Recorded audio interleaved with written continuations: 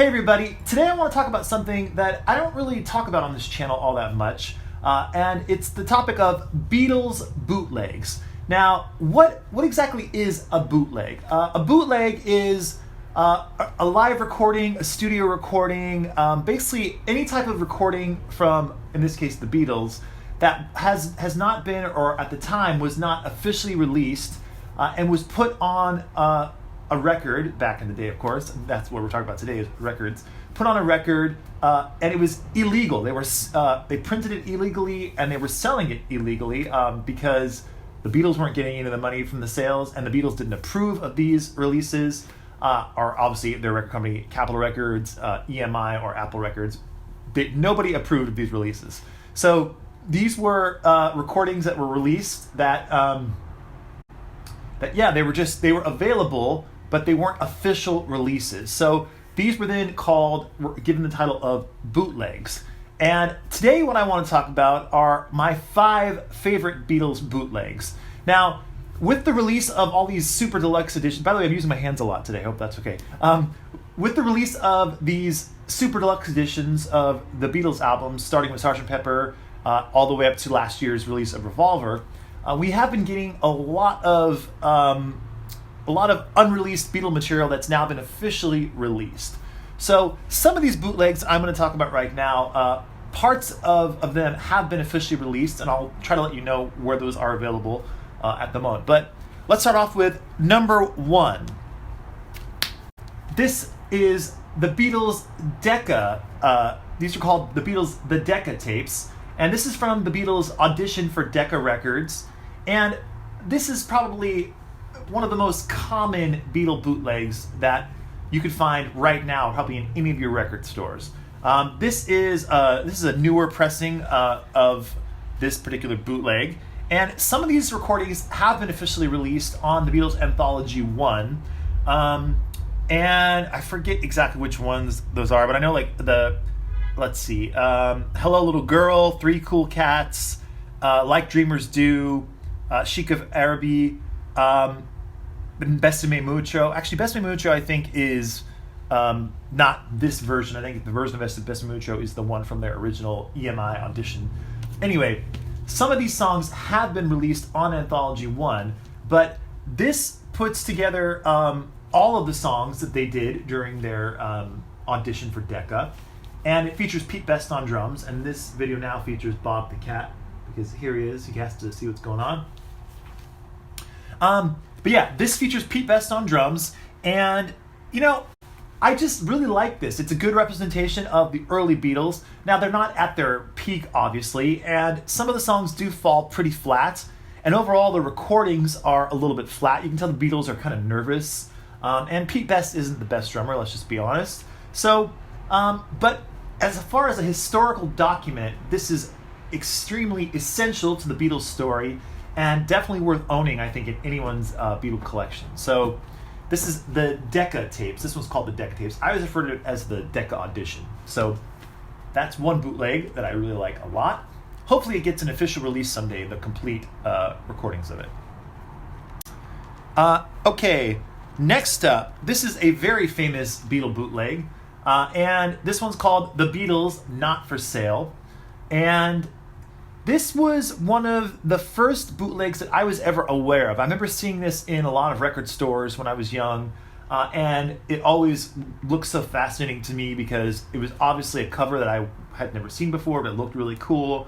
And when I would look on the back and see the track listing, at the time, there were a lot of songs on here that I had never heard of, like Cats Walk, Bad to Me, How Do You Do It? I knew it was a Jerry and the Pacemakers song. I didn't know the Beatles did it because this is before Anthology had come out.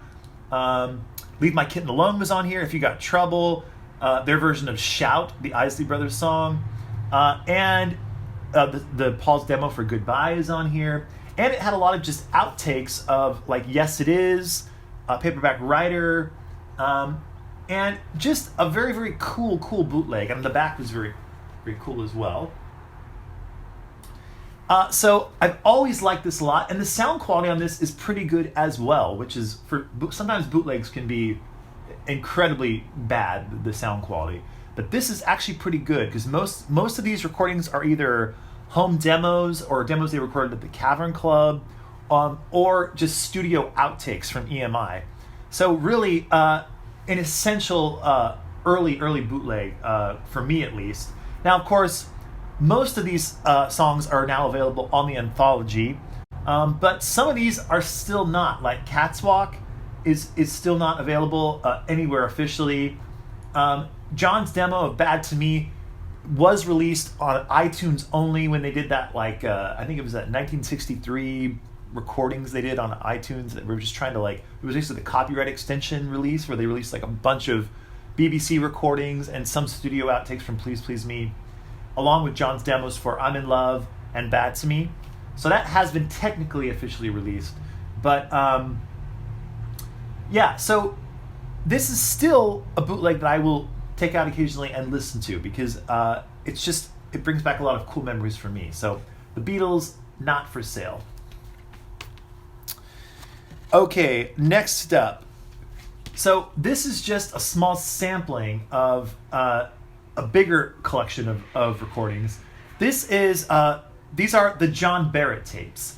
Now, John Barrett was an EMI, I don't know if he was an engineer or if he was just someone that worked at EMI, Abbey Road Studios. I think he was an engineer.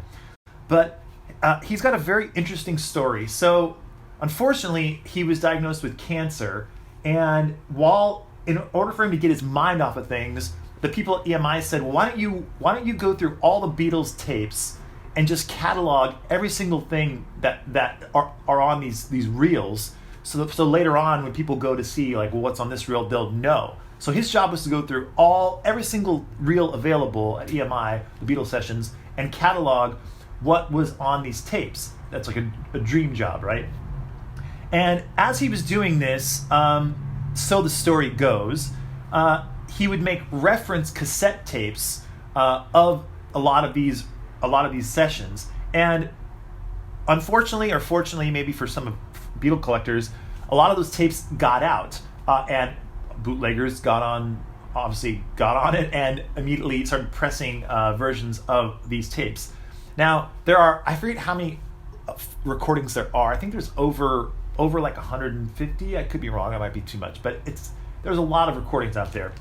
This is just a sampling of some of the John Barrett tapes, but you get a lot of very, very cool session material on here. Like, you get an alternate version of Don't Bother Me, Take 10, which is a George song, of course, Take 11 of What You're Doing, which is completely different from the version we all know. That Means a Lot. You get various takes of it. You get the full take of 12 Bar Original, which of course did eventually come out on anthology, but in an edited version. But here you get the full take of it. You get some kind of weird mixes of songs, like a vocals only version of Helter Skelter, and a bunch of like Get Back, Let It Be outtakes. So it's a very, very cool sampling of some of the John Barrett tapes. And if you can get your hands on the whole collection of the John Barrett tapes, that's really what I'm referring to here. Is that whole collection is so essential. And this is all pre-anthology. So we got to hear so many really, really interesting session outtakes. And a lot of those are still officially unreleased. So hunt down the John Barrett tapes if you can. And this is the back of it if you're interested to see. And this is a relatively new bootleg. I think I picked this up maybe 5 or 6 years ago. And I see these every once in a while in record stores. So they're still available. And like I said, there's different volumes of it. So the John Barrett tapes, definitely very, very interesting.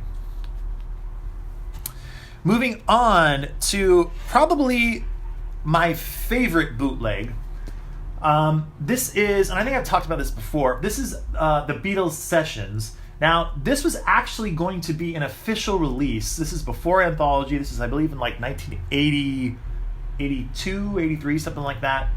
And it was going to be an official release, and they got Jeff Emmerich, the Beatles engineer, to put together a bunch of unreleased Beatles songs and alternate takes and stuff like that for an official release. And he got so far as he mixed it all. I think he even mastered some of it. And maybe mastered the whole album. And this is what it was going to be. It was going to be called the Beatles Sessions. And it has, let's see, it's got 13 songs on here. And most of this stuff is now available on the anthology. In fact, I think everything on here is now available on the anthology except for there might be like a couple of edits that are different on here of some of the songs. But basically everything on here is now officially available on Anthology. But before Anthology, this was pretty much the best spot to find all the Beatles unreleased songs. Like Come and Get It, Paul's demo, Leave My Kitten Alone, the outtake from Beatles for Sale, George Is Not Guilty from the White Album, the alternate take of I'm Looking Through You, What's the New Mary Jane, How Do You Do It, Best Me Mucho, 1F909, If You Got Troubles, That Means a Lot, George's acoustic demo of While My Guitar Gently Weeps, and Christmas Time Is Here Again, their Christmas song. So this was a very, very valuable piece of Beatles history that if before the anthology, this was the way to own it. And I love the packaging of this. The back is very cool. It looks very official. The front is cool as well.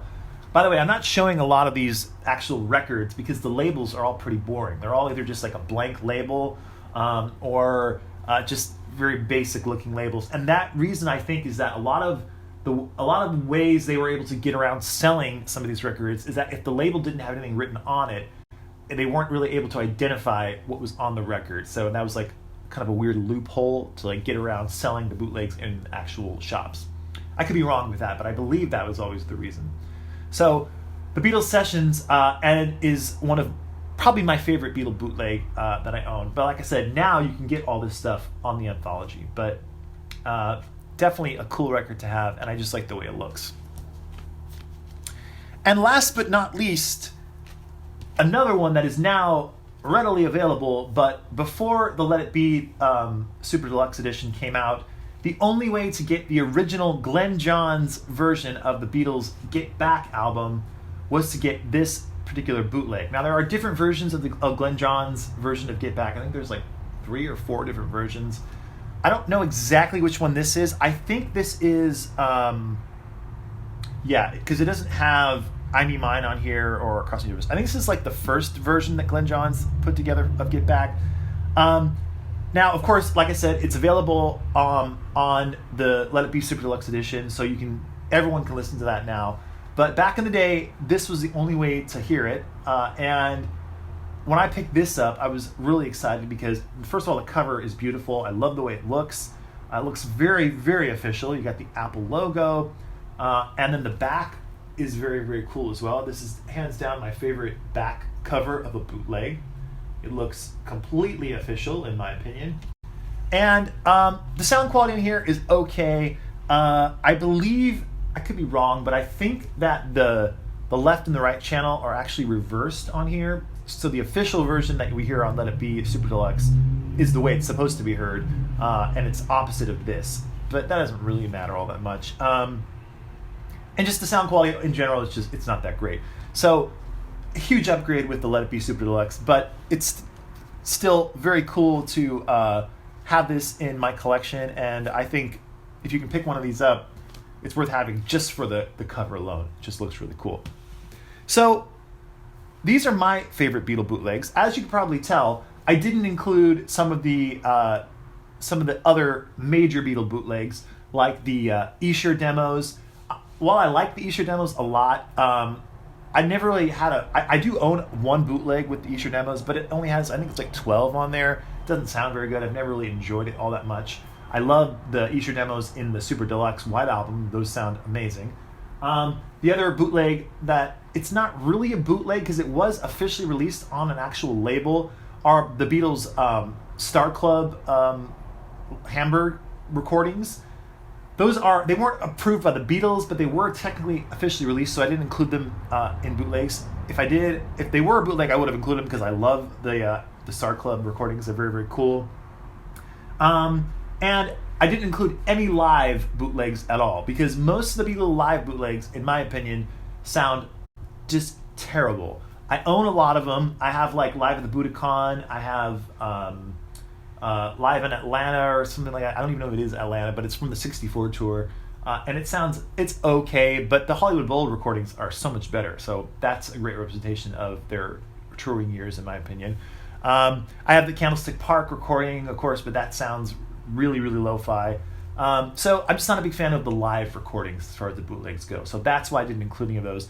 I also have, speaking of live, the complete rooftop performance. And while I do enjoy that a lot, that has also been officially released, and it sounds amazing now. I hope they eventually put that out, put it out on vinyl or CD or whatever, just anything but just streaming, because it'd be nice to actually own the rooftop performance officially. So anyway, these are my favorite Beatle bootlegs. I'd love to know in the comments below what some of your favorites are. Or maybe you don't like bootlegs at all and you think they're kind of a waste of time. That's okay too. But I like the Beatle bootlegs. I think they're kind of fun, and they're definitely fun to collect. So let me know in the comments below which ones are your favorites, and that's it for now. So hope you're all doing well. Take care, and bye for now.